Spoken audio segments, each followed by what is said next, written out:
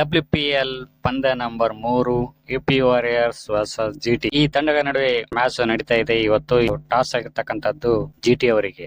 UP ವಾರಿಯರ್ಸ್ಗೆ ನೀವು ಹೊಡೀರಿ run ನಾವು ಆಮೇಲೆ ಹೊಡಿತೀವಿ ಅಂತೇಳಿ ಟಾಸ್ ನ ಬಿಟ್ಕೊಡ್ತಾರೆ ಜಿಟಿ ಅವರು. ಮೊದಲನೇದಾಗಿ ಓಪನರ್ ಬರ್ತಕ್ಕಂಥವ್ರು ವೃಂದಾ ದಿನೇಶ್ ಅವರು. ಇವ್ರ ಗೇಮ್ ಏನಾಗಿದೆ ಒಟ್ಟ ಆಡ್ತಾನೆ ಇಲ್ಲ. ನಾವೇನೋ ಎಕ್ಸ್ಪೆಕ್ಟೇಷನ್ ಇಟ್ಕೊಂಡಿದ್ದೀವಿ ಇವ್ರ ಮೇಲೆ, ಆದ್ರೆ ಇವರು ಬ್ಯಾಕ್ ಟು ಬ್ಯಾಕ್ ಔಟ್ ಆಗ್ತಾ ಇದ್ದಾರೆ. ಟ್ಯಾಲೆಂಟ್ ಇದೆ ಇವರಿಗೆ, ಬಟ್ ಹೊರಗ್ ಬರ್ತಾ ಇಲ್ಲ. ಘನ ರಗಡಿಸ್ತಾಳ ಹೊಡ್ಯಾಕ, ಆದ್ರೆ ಗಡನ ಔಟ್ ಆಗಿ ಹೋಗ್ಬಿಡ್ತಾಳ. ಇವತ್ತು ನಂಗ ಆತು, ಹೊಡ್ಯಾಕ್ ಹೋಗಿ ಔಟ್ ಹಾಕಾಳ.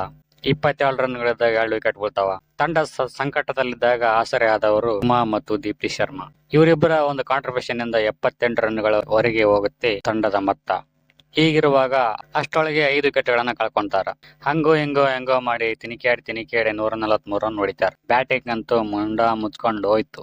ಒಟ್ನಲ್ಲಿ ಜಿಟಿ ಅವರ ಬೌಲಿಂಗ್ ಚೆನ್ನಾಗಿತ್ತು. ಈ ಟಾರ್ಗೆಟ್ ನ ರೀಚ್ ಮಾಡಕ್ಕೆ ಬಂದವರು ಮೋನಿ ಅವರು ಮತ್ತು ಪೋಲಾರ್ಟ್ ಅವರು. ಹೆಂಗ್ ಬಂದ್ರು ಹಂಗ ಹೋದ್ರು ಇವರು. ಮೋನಿ ಮತ್ತು ಹೇಮಲತಾ ಅವರು ಕೂಡ ಹೋದ ಪಟ್ಟ ಬಂದ ಪಟ್ಟ ಅನ್ನಂಗ. ಇವರು ಔಟ್ ಆದ್ಮೇಲೆ ಬಂದದ್ದು ಜವಾಬ್ದಾರಿತ ಆಟ ಆಡಕ್ಕೆ ಬಂದಿದ್ದು ಗಾರ್ಡ್ನರ್ ಅವರು. ಪೋಲಾರ್ಟ್ ಅವರ ಆರ್ಭಟ 57 ರನ್ಗಳವರೆಗೆ ನಡೀತಾ ಇತ್ತು. ಹರ್ಲಿನ್ ಡೋಯಲ್ ಮತ್ತು ಟಾಟಿನ್ ಇಬ್ರು ಸೇರಿಕೊಂಡು ಹೊಡೆದು ಚೆಚ್ಚಿ ಬಿಸಾಕಿ ಬಿಟ್ರು. ಟಾಸ್ ನ ಗೆದ್ದಿದ್ದು ಜಿಟಿ, ಮ್ಯಾಚ್ ನ ಗೆದ್ದಿದ್ದು ಜಿಟಿ ಅಂತ ಹೇಳ್ಕೊಳ್ಳುವಂತ ಸನ್ನಿವೇಶಗಳು ಈ ಮ್ಯಾಚ್ ಅಲ್ಲಿ ಏನೂ ನಡೀಲೇ ಇಲ್ಲ. ಒಟ್ನಲ್ಲಿ ಫೈಟ್ ಇರ್ಲಿಲ್ಲ, ಮಜಾ ಇರ್ಲಿಲ್ಲ, ಕಿಕ್ ಇರ್ಲಿಲ್ಲ. ಇದಾಗಿತ್ತು ವಿಡಿಯೋ ಇಷ್ಟ ಲೈಕ್ ಮಾಡಿ, ಕಾಮೆಂಟ್ ಮಾಡಿ, ಶೇರ್ ಮಾಡಿ ಅಂತ ಹೇಳ್ತಾ ಥ್ಯಾಂಕ್ ಯು. ಬಾಯ್.